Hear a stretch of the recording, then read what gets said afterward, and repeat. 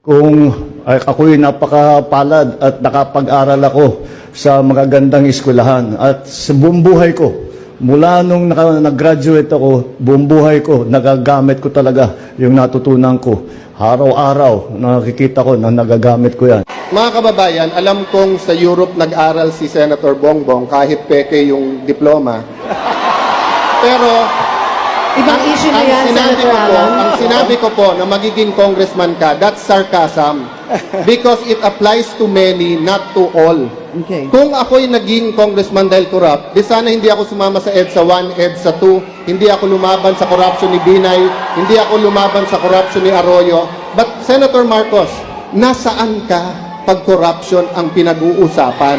Di ba? Wala ka sa hearing. Sabi mo kanina, Senator Marcos, matagal tayong magkapartido, bakit ngayon lang bringing up?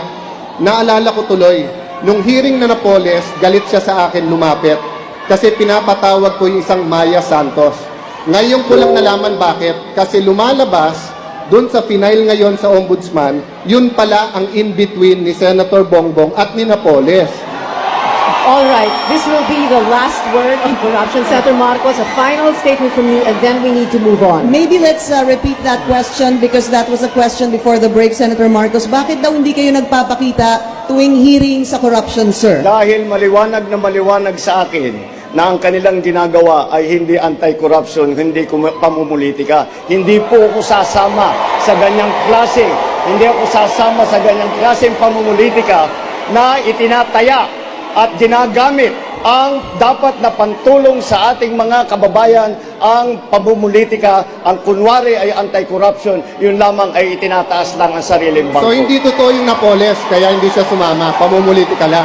So hindi totoo yung sa Binay, kaya hindi siya sumama. Or gusto mo kasi sanang maging Vice President ni Binay, kaya ka hindi sumama sa Alright. hearing laban kay Binay. Senator Cayetano, sandali lang po. Okay. Pwede ko pang ilan. Hindi. May I Sandali lang, remind, sandali lang. may I Senator remind Marcos. my good party mates that Hold on, Senator ay, Trillanes.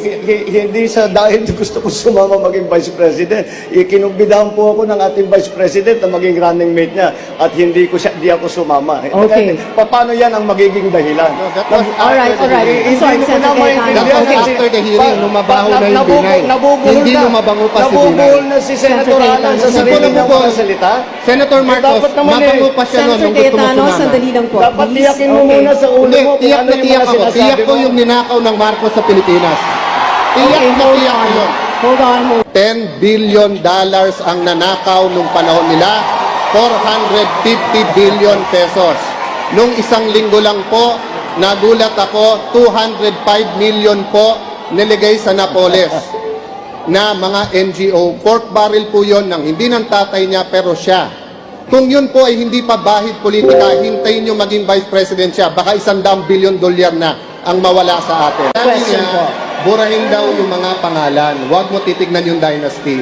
Ito po tanong ko sa inyo. Have an open mind. If 30, 40 years from now, o pati yun, nanakawin mo pa rin.